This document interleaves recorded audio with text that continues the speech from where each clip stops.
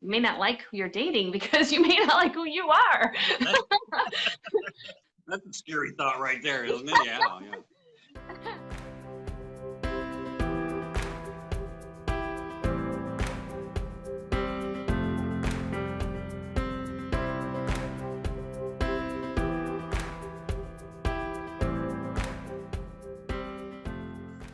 Good morning.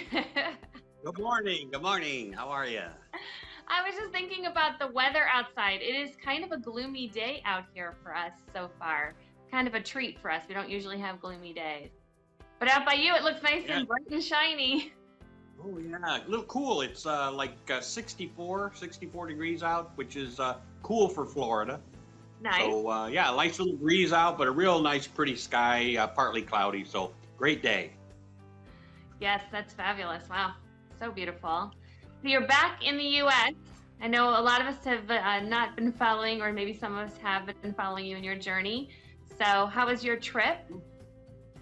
It was great. Went down to Australia for 6 weeks. It was a working journey, so we really only got the weekends free to experiment and play, but it was phenomenal country. The people are great.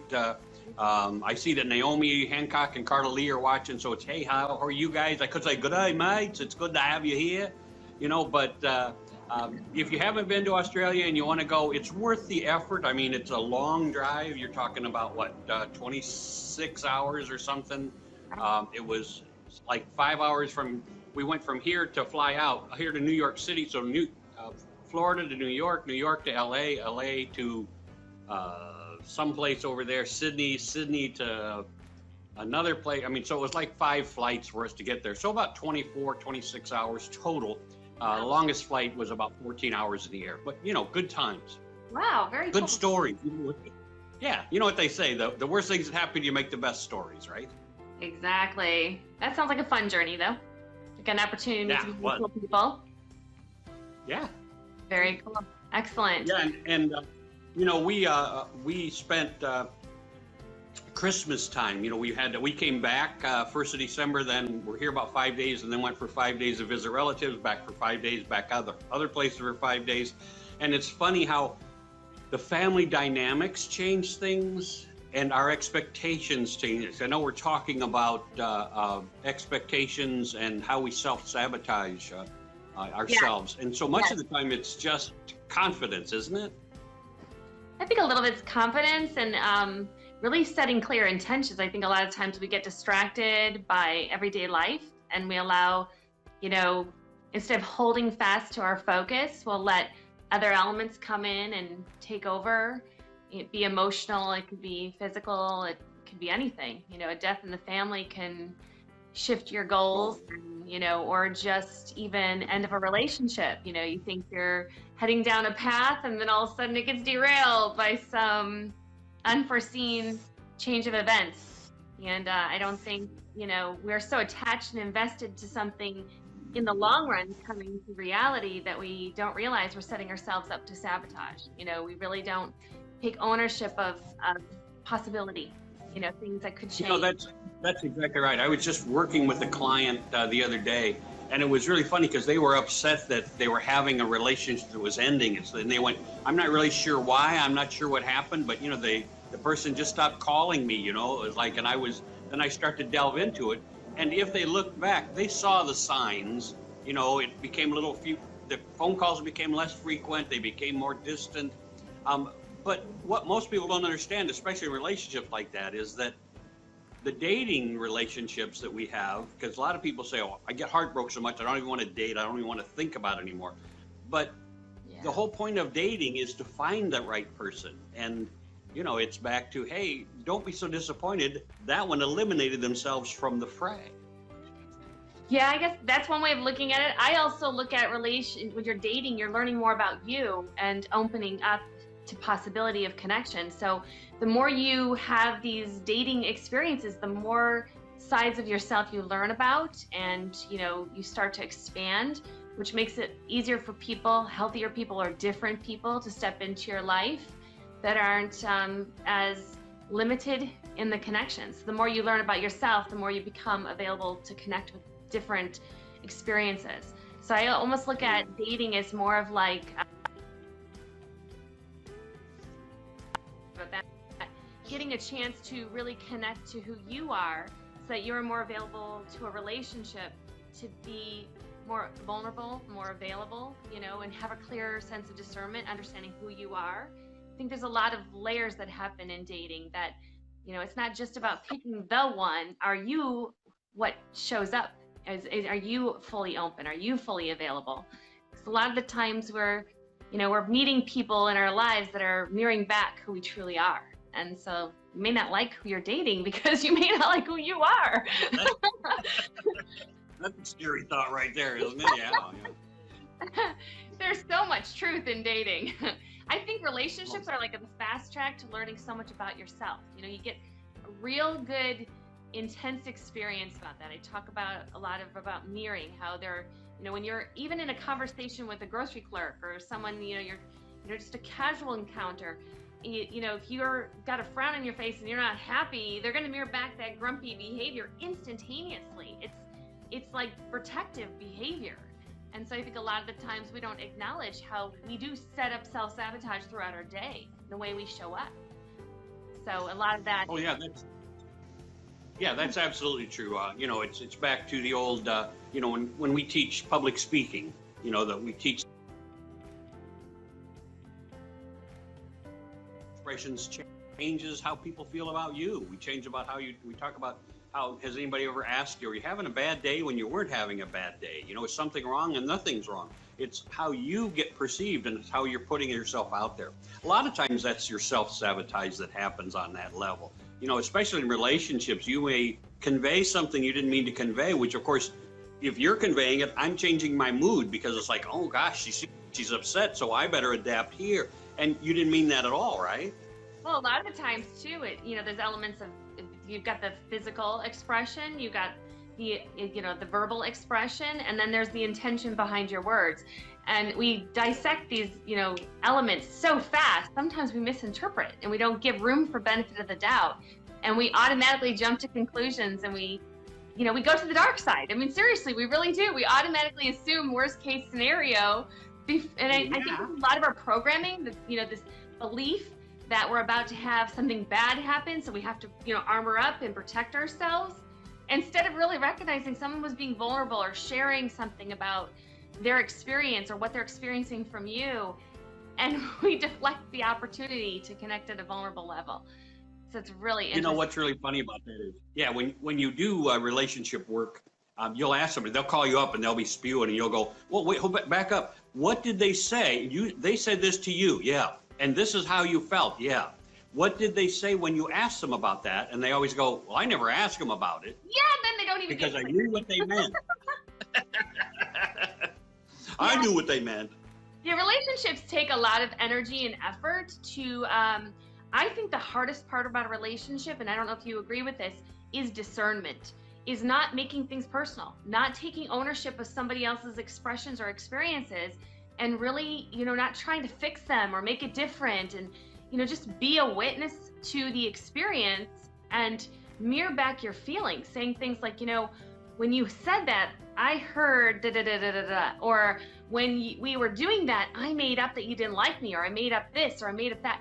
Being vulnerable to share that element can really shift a relationship. That vulnerability becomes deeper, and it becomes safe and very neutral to be able to support each other in that conversation.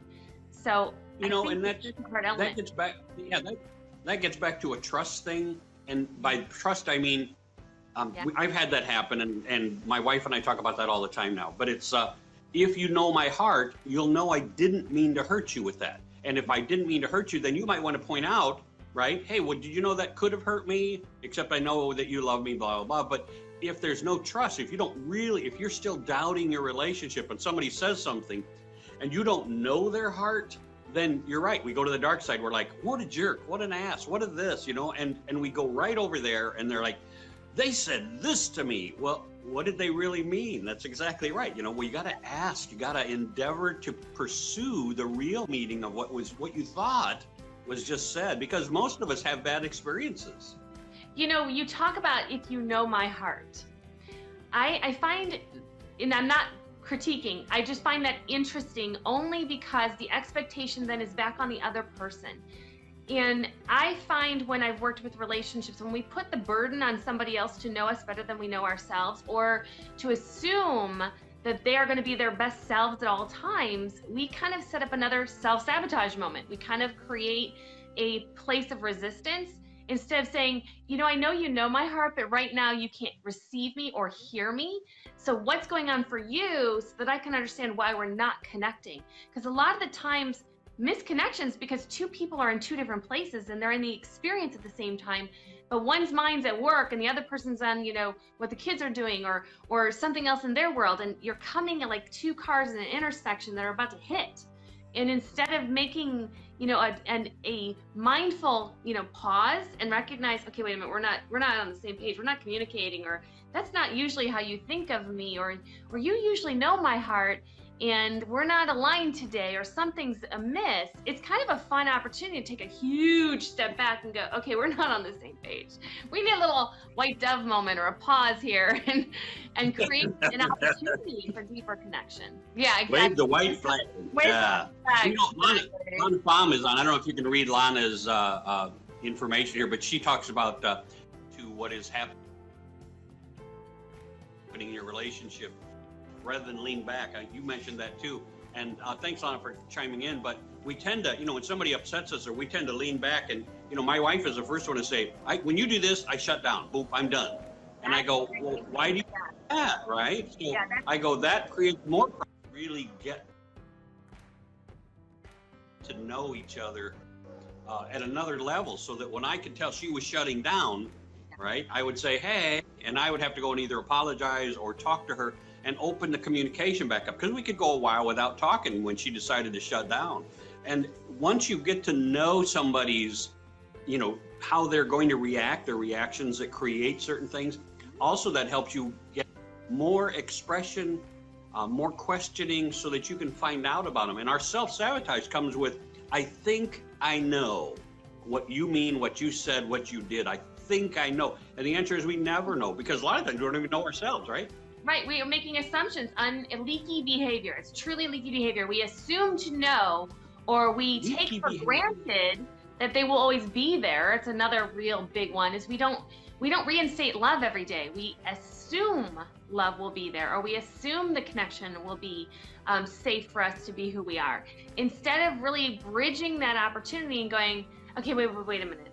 We're having a miscommunication, and I'm really not, I'm feeling myself pull away, own it. I'm pulling away because I'm feeling defensive, and I really don't want to pull away. I need a minute. Let me regroup, and then I can think clearly. I can take ownership of the way I'm being reactive or defensive, and I can own that. And I think that's a really hard issue for a lot of people, is to take space. A lot of times we'll be told, well, you're running away. No, I'm actually coming back. I need to step out of the fight for a minute so I understand your stance, because right now my guard is up and I'm ready to fight, and I don't think that's really a place for resolution always. Sometimes it's the pause that creates the conclusion.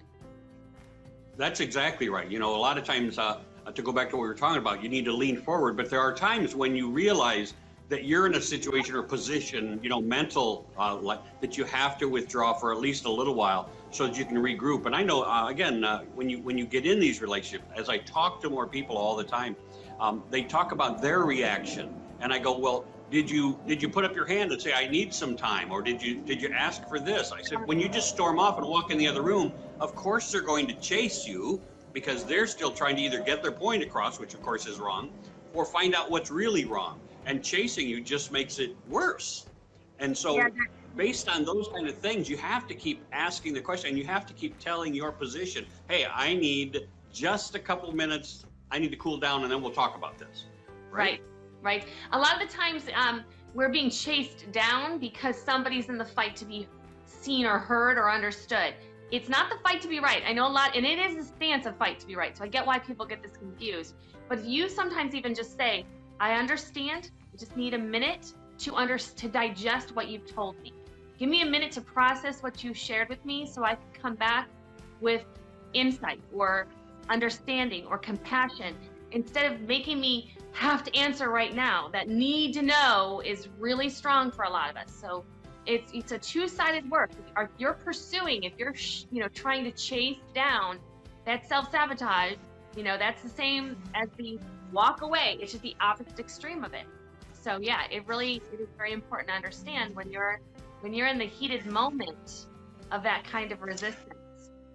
And that's why a lot of times it's really good. When we send somebody to counseling, we send them off to a professional counselor sometimes when it gets so significant that, it could lead to dire consequences. And we send them off to that. And the challenge with a lot of times with that is they only get to talk to their counselor once every month or once every 2 weeks. And it's these kind of sessions that you have to be able to call up somebody. I mean, that's why we have good friends sometimes. So we can call and just vent. But the problem is our good friends don't know the answers either. So when you call them, they're like, they want to be on your side. So they'll go, you're right. They are jerk. They are stupid. They've been really mean to you. And that just reinforces things that we don't want to reinforce, right? Yeah, they're doing sympathy versus empathy. A lot of the times, too, our friends know so much about us that they're judging us from their filters of their personal experiences with us. Not a lot of the time is that a neutral space. And when you work with someone, the whole point to having someone to support you through that, they need to be in a neutral stance. They need to understand that it's your opportunity to learn, your opportunity to grow. So if they're telling you how to be or what you should do, they're probably not giving advice through anything other than their own filter. And their reality and their life experiences are not yours. They're totally different. So it can be dangerous. What's strange about that is I remember over the years, I've always thought I was right. I mean, I'm always right. That's the end of the conversation. And so when somebody disagrees with me or something and I go, no, you don't understand, you don't know, you haven't, and I've had my friends come to me and they'll say, Steve, sometimes you're really wrong. And I'm looking at them like, don't be doing that to me, right? I'm right. And they're like, the way you handled that, the way you did this, the way you said that, and they're like, and I go, really? I said, and they're hurting my feelings because I think I'm right. And so I want to reject them. I want to push them away. But when I get time, as you talked about time, when I get time and I listen to what they're actually saying to me, they're being honest. Those are my good friends who say, sometimes you're an ass, Steve. And I go, me? Are you kidding? Right? Or sometimes how you say, because I'm very sarcastic in my behavior. So a lot of times they go, you say this and that really hurts people's feelings. And it took me 4 or 5 years to get past a sarcastic attitude that was probably really poisoning a lot of stuff that I did. Yeah, sarcasm is really a defensive behavior. It's protective. So a lot of the times we're fearful of not being understood, so we'll be sarcastic because a misunderstanding is easy to validate that sarcasm made them, trigger. So it's easier to go into that space. Sometimes I feel like a lot of times people start with fighting in order to build connection because that's all they know. That's just the last point of reference that they understand. A lot of our family history and a lot of our understanding the way we connect to each other comes from rolled out experiences, past history. And it never really served us in the past, so we got to reinvent ourselves. Yeah, but that's all we know, and that's when I talk to people all the time. It's like parenting, it's like love. I always ask people, where did you learn love? When I do my relationships on love, it's where did you learn how to love? And people go, you just know how. And I go, no, that's just it. We don't just know how. We don't just know how to play tennis. We don't just know how to do this, right? And we don't just know how to love. We assume because we're human that love is a natural state. But when you see how some people love each other or say they love each other, there's an argumentation factor. There's a love-hate relationship a lot of times. And so when you watch who our role models were growing up, even role models don't necessarily feed you the information you need to be better. I mean, that's like, why don't we teach conflict resolution in grade school and high school? Why don't we teach how to do relationships in grade school and high school? And the answer is because nobody thinks they're necessary. And you and I know, and probably the people listening know, that relationship training is vital to the success of any relationship. I don't care how many times you've been in a relationship. Did you learn from that? And how many times I've been married?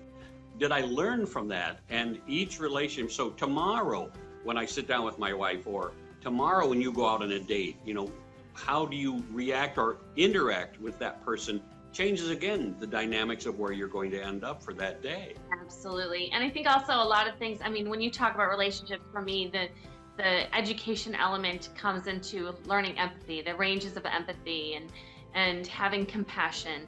I don't think, I think, you know, the opposite of that is bullying. And I do think that there's a heightened sense of experience in schools and in our society where we're forced understanding versus an empathetic understanding. And I think a lot of the times the forced understanding is truly bullying. It's a projected control. And it's really fascinating how we, in our society, you're right, there's no self-love, there's no conditioning established for, you know, protective layers of self-sabotage, like in relationships in general. You know, even circling back to our topic, and going into, you know, understanding the demands we put on ourselves in self-sabotage. You know, we start, you know, I think about New Year's resolutions and how we set up these big goals and expectations for ourselves. And the minute we can't comply or something in our lives derail us, we go into shame. We start telling ourselves, you know, we should have done it differently. You know, if we were better prepared, we could have navigated it clearer. Something could have been different. But those are the opportunities in life. Those are the unexpected moments where we can build relationships and build connections differently. But we have to go in first. We have to trust ourselves. Going back to the concept of trust, you have to trust you first, you know, before you trust someone else.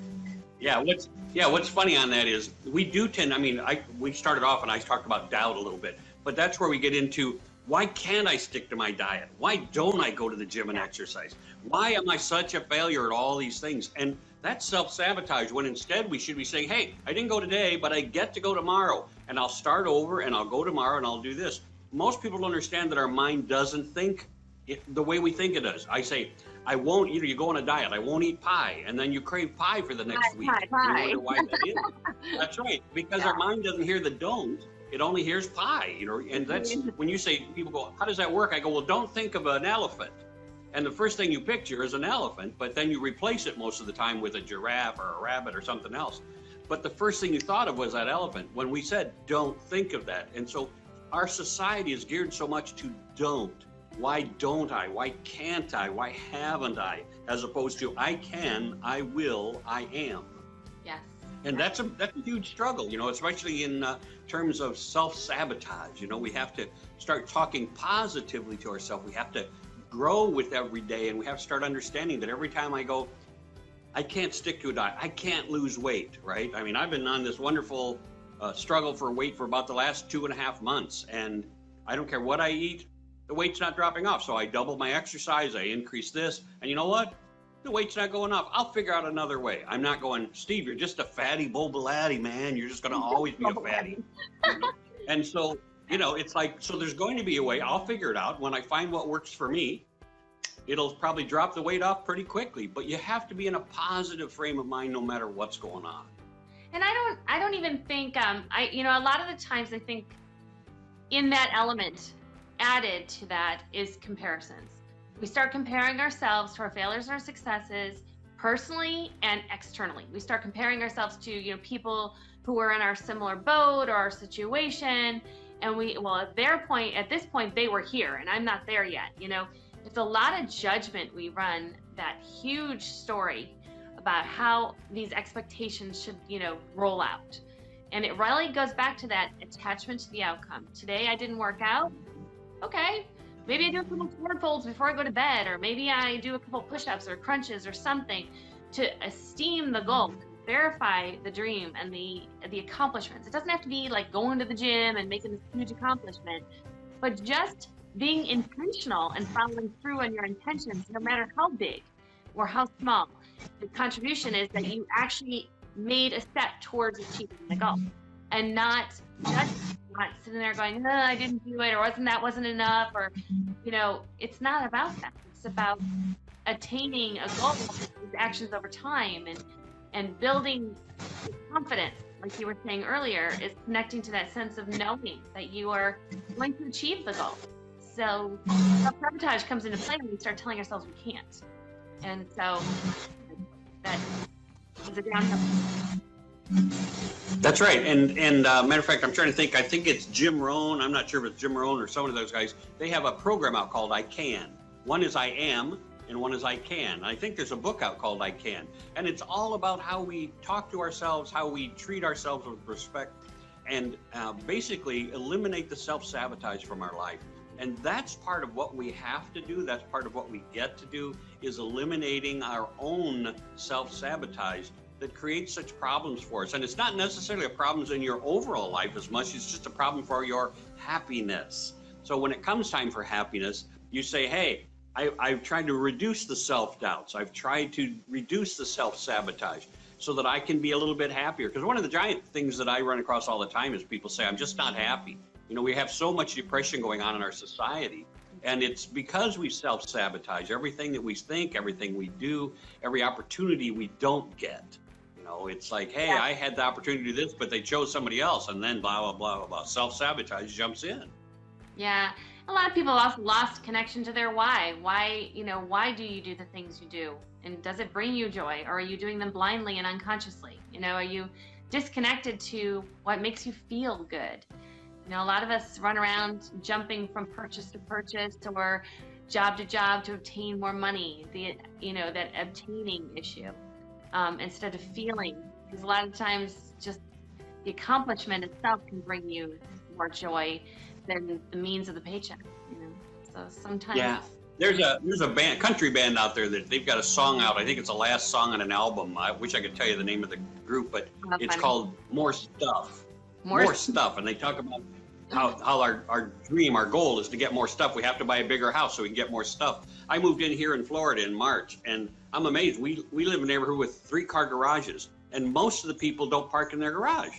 And as I talk to them over the time, I go, how many cars do you have? And they go, well, 3. I go, well, you have all 3 in the driveway all the time. And they go, well, yeah. I go, why don't you park in the garage? And they go, well, it's full. Your garage is so full. 3 cars, none of your 3 cars can fit in your garage at all. And they're like, nope. So we see, you know, we drive through this neighborhood. Well, I'm telling you, we'll have 3, 4, and 5 cars. We got people who park in their yard, which irritates the poo out of me because I always think of, you know, trailer park stuff. They park in their yard. But, you know, we got people who park in their yard because they got 3 or 4 cars because they got kids in the family. And no cars fit in their garage. And then you see them open their garage door and it's just full of stuff. And you're like, maybe you ought to try getting rid of some of that stuff. Yeah, I think a lot of people numb out to consumption. Yeah, consumption is, you know, overeating, overconsume, over attaining, overachieving. You got the overs, you know, you're just, instead of being present and celebrating what's going on, they're just numbing out to all these attaining goals.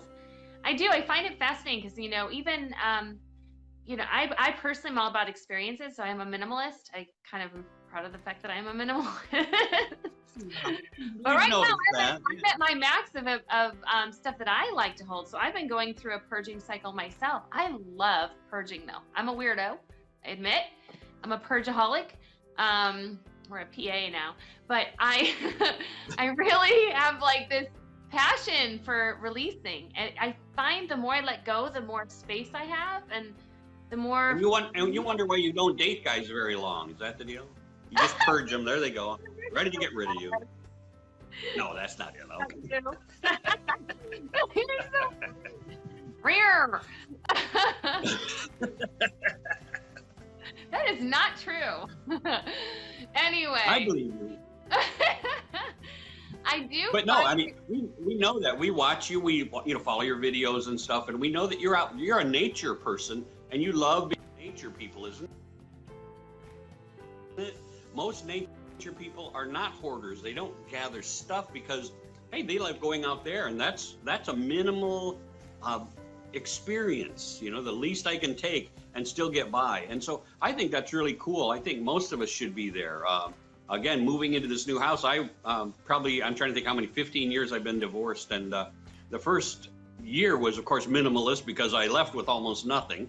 But after that, 5 years later, I picked up and just said, I'm done with where I live. I don't like it anymore. I don't want to be there. It was too cold. And so I just opened myself to the universe and said, hey, I have the opportunity to move. And they said, it just turned out the job I took gave me 4 days to get there. And it was, you know, all the way down from by Chicago, Illinois, all the way down to Atlanta. And all I did is fill my car up and moved to, a sleeping room. And all you could have was your clothes. And then I stayed there for a couple months and then found an apartment and just never went back. And about 2 years later, I just told my son and my mother, just sell everything. And we sold everything that was in my house that I'd accumulated for 5 years. And, some of the stuff you go, boy, I wish I had that, or once upon a time I owned that.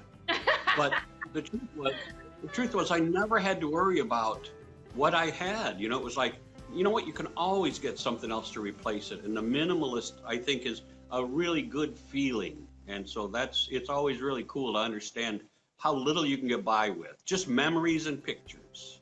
Well, this day and age, you don't even have, we have the cloud, which holds, eventually that's going to be cluttered too, but I just, you can sustain a lot less now because of the fact that we have spaces to store things more intentionally. And so I always feel like everything should be, you hold on to things with intention. Yeah.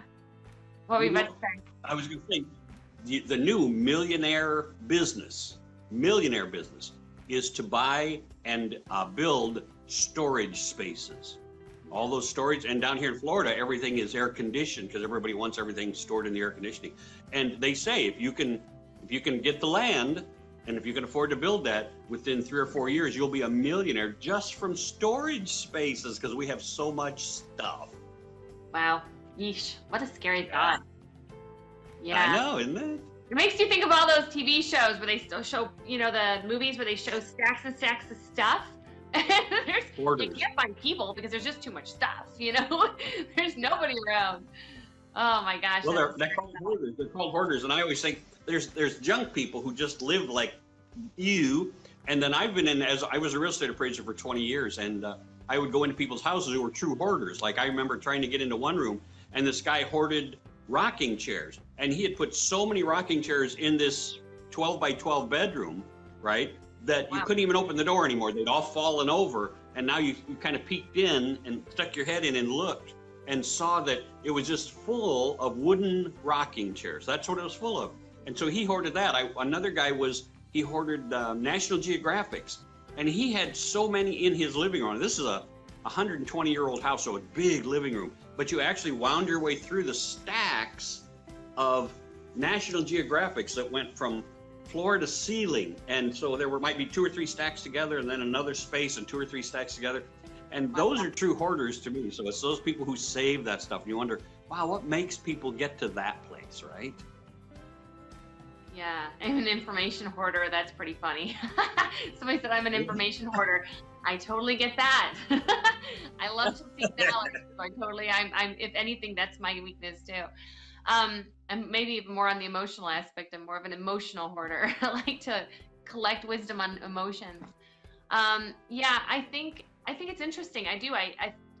Back in the day, that was considered collectors. People that did that were collectors. And it's really interesting. It's obviously to the extreme, like anything else, an extreme is out of balance. But what's interesting is I wonder if there's a powerful way to first acknowledge what the bypass is. Why are they collecting rocking chairs? Is it a childhood memory, or is it National Geographics because they crave to travel? What's the why? And really hunker down back to, what drives this person, because it's really living life, seeking its fullness, And rocking chairs for that individual may relate to a sense of comfort and love and connection. And so he may be craving family. You never know where all these things come from. So it's really kind of interesting to see the behaviors of what people choose to hold on to and see what evolves from that for them. Because when I've worked with many hoarders. In my world, it's like I just did, unlocking the truth of what's going on behind the behavior and really understanding the gifts of it, because it's staring you in the face. The resistance is right there, and get that really good opportunity. And that's another great case of self-sabotage, where you're holding on to something unconsciously. And, how do you unlock that key? And it's fun because, selling all those rocking chairs may be the most exciting day for him because he's releasing. Yeah. Yeah, we got Frederick Martinez and Jerry Krukenberg on, and both of them are Like he says he's an informational hoarder, and she says she had kept her chiropractic books from 25 years ago and just finally got rid of them. And it is, we hang on to stuff thinking it's an emotional attachment. I mean, who knows what it is? But yeah, I mean, think about this now, and think about it from a whole different perspective. Whatever you're hanging on to like that is also a block to opening you up. So if you were going to be looking for a better relationship anywhere, it doesn't have to be a romantic relationship, just any kind of relationship, that is a place where people would get resistance. You know, it's like if they walked in and saw, 42 stacks of National Geographic, they might go, hey, something's weird here. Or if I know friends, I've got friends who, when you talk about information, if they don't know it, they immediately pull it up on their phone because they want to tell you that they know this information and they can get it for you. And that's a block to a relationship because you're no longer communicating as much as somebody's worried about getting that and having that and looking like that kind of a person. And that's certainly a self-sabotage thing. It is because you're putting up blocks. It also is that whole, they talk about, closets, your shadows in your closets and your deflecting behaviors. Like you're saying, these are truly self-sabotaging moments where we have shame. We have a tremendously deep shame. And getting support in those spaces is, again, it's something you can't reach within your immediate community, like your friends and your family, because there's going to be judgments. There's going to be a story of shame that's even more embedded when we lean on family and friends for stuff like that. We need support. And those times can be very pivotal. They can be, if there's proper support instead of, shame or, there's a big difference between sympathy and empathy. And empathy is what actually heals shame. And I know a lot of people don't like to admit that they have shame, but we all do. It's a human trait and it's a gift, and it's something we have to acknowledge and love ourselves through. But the sympathy doesn't work because it's like a bandwagoner. Somebody jumps on and goes, oh yeah, I totally, I collect a lot of things too. And that doesn't heal. That's not healing. That does relate. It's supportive, but it's not the unlock. It's not the difference between where you are and creating the space you want to go to. And so it's really important to have neutral support, loving support around you in that way. It's very difficult. It's very, very difficult. It is, and good conversations create a lot of that. So learning who other people are, generating information about them so you can be a genuine friend to them. Being able to listen. Listening is crucial to any success in everything we do. Most of us don't spend much time listening. What is it they say? God gave us 2 eyes, 2 ears, and 1 mouth. There's 2 of these and 2 of these, but we spend all of our time with this. And so that's one of the things that we need to Yeah. Oh, sorry. Brain's burning up her nose. Yeah. No. Too funny. Well, we said we'd spend 35, 40 minutes. I don't know how your clock says, but I think we're close to that, right? Yep, we are. We're good to go. I really appreciate you taking time today and sharing with me on your perspective on this topic. I really love that we do this, and I hope you join me on further Wednesdays and we can continue our fun dialogue. I know that I will be posting this on YouTube. I don't know if you're going to be sharing this on your YouTube channel. I also share this again on my public figure page, which is where I go into another conversation after this. So yeah, hopefully you guys will follow both of us on our different channels of social media. And if you guys have any questions, please reach out. Seeking support is just a click away from getting somebody to care about you and help you unravel some of your locked secrets and stories that aren't working for you. So thank you so much, Steve. I really appreciate this time with you. And thanks again for being here. My pleasure, Tamra. Thank you very much. Bye. Bye.